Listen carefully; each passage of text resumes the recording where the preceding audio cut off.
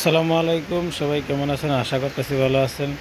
তো আবার আইসা বললাম নতুন একটা ভিডিও নিয়ে। তো অনেকেই কমেন্ট করতেছেন এবং মেসেজ করতেছেন আমাকে যে ভাই কম্বোডিয়ার বিষয়ে কিছু যদি জানেন তাহলে কম্বোডিয়া নিয়ে একটা ভিডিও বানান।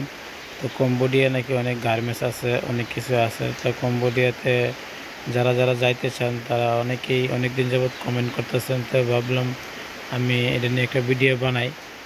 তো দেখেন, যারা যারা কম্বোডিয়াতে যাইতে চাইতেছেন তাদের জন্য আমি আসলে সব কিছু সঠিক তথ্য যাচাই বাছাই করে আমি একটা ভিডিও নিয়ে আসছি।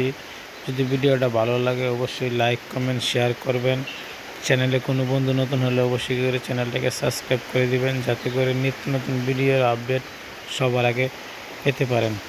তো বেশি কথা বাড়াবো না, চলুন মূল ভিডিওতে যাওয়া যাক।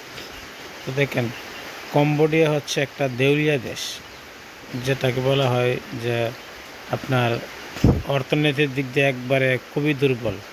কম্বোডিয়া হচ্ছে এমন একটা দেশ যে বাংলাদেশের টাকা কিন্তু কম্বোডিয়া মূল্য আছে, কিন্তু কম্বোডিয়ার টাকা বাংলাদেশের মূল্য আছে না। তো এখন কম্বোডিয়া মানুষ যায় কেন? তো কম্বোডিয়া যারা যায়, কম্বোডিয়াতে আপনার শতকরা 50% মানুষ ভালো কোম্পানিতে পড়ে, আর 50% মানুষই আপনার খারাপ কোম্পানিতে পড়ে।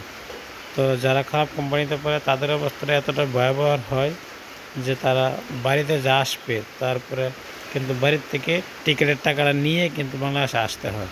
তো কম্বোডিয়াতে যারা যাইতে চাইতেছেন অবশ্যই নিজস্ব লোক ছাড়া, পরিচিত লোক ছাড়া, ভালো কোম্পানি ছাড়া কম্বোডিয়াতে কেউ যাইবেন না।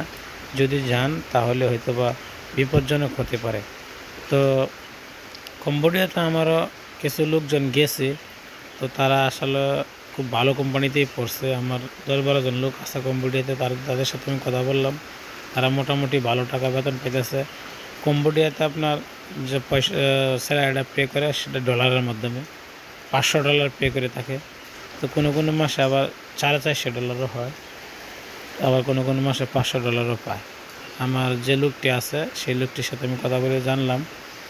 তো এখন কথা হচ্ছে যে ভাই কম্বোডিয়াতে কিন্তু জরুরি নিয়োগ বিজ্ঞপ্তি চলতেছে, জরুরি নিয়োগ বিজ্ঞপ্তি চলতেছে। কম্বোডিয়াতে প্রচুর পরিমাণ লোক নিতেছে।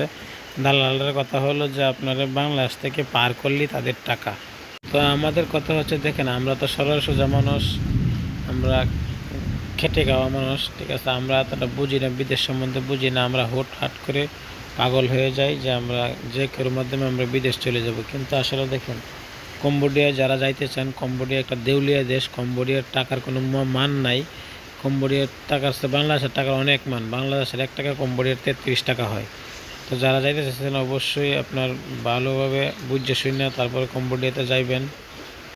অযথাই কম্বোডিয়ায় গিয়ে কেউ বিপদে পড়বেন না। আমরা চাই না যে কেউ বিপদে পড়েন। আর যারা আমার মাধ্যমে যাইতে চান তারা অবশ্যই আমার ভিডিওর ডিসক্রিপশন বক্সের লিঙ্ক দেওয়া থাকবে। এখানে আমি তার লোক নিতে পারি না। আমি হয়তো বা যে কাজটা করতে পারি সে কাজটা হচ্ছে আপনার ভালো একটা এজেন্সি, ভালো একটা দালাল বা ভালো একটা কোম্পানি দেখে আপনাদেরকে একটু সহযোগিতা করতে পারবো। তো সেটা আমি পারবো, ঠিক আছে? আর এছাড়া অন্য কিছু আমি পারবো না। শুধু শুধু মিথ্যা কথা বলে আপনাদেরকে হয়রানি করার কোনো মানে আসে না আমার। আর অনেকেই বলেন যে ভাই আপনার সাথে যোগাযোগ করবো, আপনার সাথে যোগাযোগ করবো। তো দেখেন, আমার ফেসবুকের লিঙ্ক ভিডিও ডিসক্রিপশন বক্সে সবসময় দেওয়া থাকে। আপনারা চাইলে আমার সাথে যোগাযোগ করতে পারেন, কন্ট্যাক্ট করতে পারেন। তো ভিডিওটা কেমন লাগলো অবশ্যই কমেন্ট করে জানাবেন। চ্যানেলে কোনো বন্ধু নতুন হলে আমি আবারও বলছি, চ্যানেলটাকে সাবস্ক্রাইব করে দিবেন। সবাই আমার পাশে থাকবেন নিত্য নতুন ভিডিওর আপডেট পেতে। এবং এরপরে আপনারা কোন কোন দেশের ভিডিও চান, কোন বিষয়ে জানতে চান অবশ্যই কমেন্ট করে জানাবেন। ভিডিও শেষ করছি এখানে। সবাই ভালো থাকবেন, সুস্থ